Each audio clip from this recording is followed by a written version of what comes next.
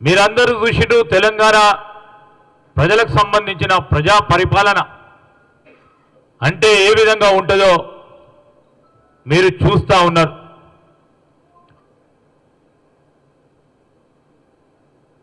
ముఖ్యమంత్రి రేవంత్ రెడ్డి గారు ప్రజా దర్బార్లు మొదలుపెట్టడం, వేలాది మంది ఆ ప్రజా దర్బారుకు రావడం, ఈ 10 సంవత్సరాల నుండి పేరుకపోయిన వారి సమస్యలను ఆ సమస్య పరిష్కారం గురించి ఎవరి దగ్గర పోవాలో తికమకాయి ఆ ప్రజలకు సంబంధించిన సమస్యల పరిష్కారం విషయంలో ఒక్కసారి ప్రజా దర్బారు అని పెట్టగానే వేలాది మంది వచ్చి వారికి సంబంధించిన దరఖాస్తులు, ఆ సమస్యలకు సంబంధించిన దరఖాస్తులు ఇవ్వటం మేము కాదు చెప్తా ఉన్నాం, మీడియా ప్రతినిధులే దానికి ప్రూఫ్. ఈరోజు మీరందరూ కూడా చూస్తూ ఉన్నారు, ప్రభుత్వ ఉద్యోగస్తులకు సంబంధించిన సమస్యల విషయంలో కానీ ఈరోజు మేము తీసుకున్న నిర్ణయాలు విషయంలో అమలుపరిచే కార్యక్రమంతో పాటు దానికి తోడు మరి మా మేనిఫెస్టోలో పెట్టిన ప్రధానమైన హామీ 5 సంవత్సరాల తర్వాతనో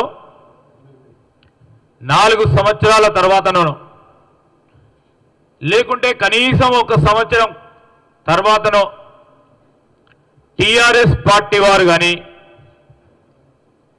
స్పందిస్తే ఒక అర్థవంతమైన విమర్శ అని ప్రజలు గమనిస్తారనే కనీస ఇంకిత జ్ఞానాన్ని కూడా మర్చిపోయి మేము అడుగుతా ఉన్నాం. అనేక సందర్భాల్లో 2014 నుంచి 2023 వరకు 2014లో ఇచ్చిన హామీలు దళితుడిని ముఖ్యమంత్రి చేస్తా అని, 3 ఎకరాల భూమి ఇస్తామని,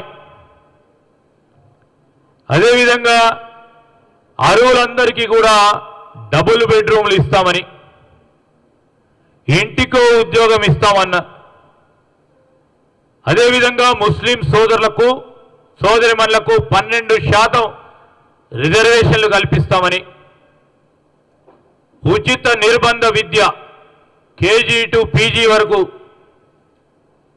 ఉచితంగా ఇస్తామని, అవినీతికి పాల్పడితే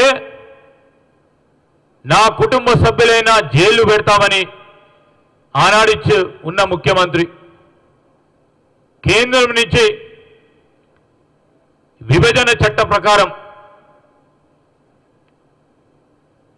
రావాల్సిన అన్ని అంశాలను కూడా కేంద్రంతో పోరాటం చేసి సాధిస్తామని, బయ్యారం ఉక్కు, కాజీపేట కోచ్ ఫ్యాక్టరీ, గిరిజన యూనివర్సిటీ, సాగునీటికి సంబంధించిన జాతీయ హోదా ప్రాజెక్టు, ఐటీఐఆర్కు సంబంధించిన ప్రాజెక్టు, ఐఐఎం సంబంధించిన కళాశాల, ఇలా చెప్పుకుంటూ పోతే మీరు చెప్తూ పాత్రికేయ మిత్రులు రాసిన రామాయణం అంతా రాసేందుకుంటుంది, వినడానికి మొత్తం భారతం అంత కథ కూడా ఉంది టీఆర్ఎస్ చేసిన హామీలు. ఈరోజు మేము ప్రజలను కోరుతా ఉన్నాం, ఇవన్నిటిని కూడా బేరీజు చేసుకొని ఎవరు 420, ఎవరు డబుల్ 420 ప్రజలే బేరీజు చేసుకుంటారు.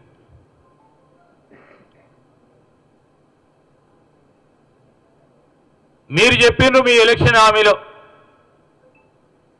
400కే ఎల్పిజి గ్యాస్ సిలిండర్ ఇస్తా అన్నారు. మేము చెప్తే సామాజిక పెన్షన్ల భద్రతకు సంబంధించిన పెంపు చేస్తామంటే మీరు మాకంటే ₹1 పెంచేందుకు ప్రయత్నం చేసే మేనిఫెస్టోలో పెట్టారు. మేము రైతు భరోసా అంటే 10 సంవత్సరాలు మీరు చేయని అంశాన్ని దాని విషయంలో ఆర్థిక సహాయం పెంచుతామని రైతు బంధు ఆర్థిక సహాయం పెంచుతామన్నారు.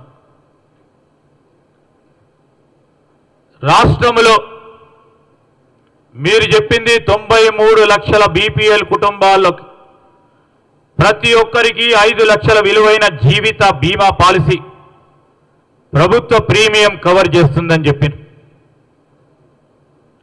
సామాజిక భద్రత పెన్షన్కు సంబంధించి 2016 నుంచి 5,000 వరకు చేస్తామని చెప్పింది.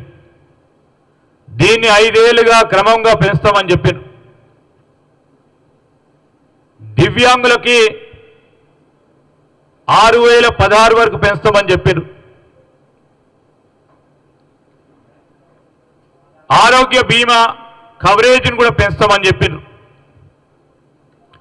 ప్రభుత్వం ఏర్పడిన 6 నుంచి 7 నెలల తర్వాత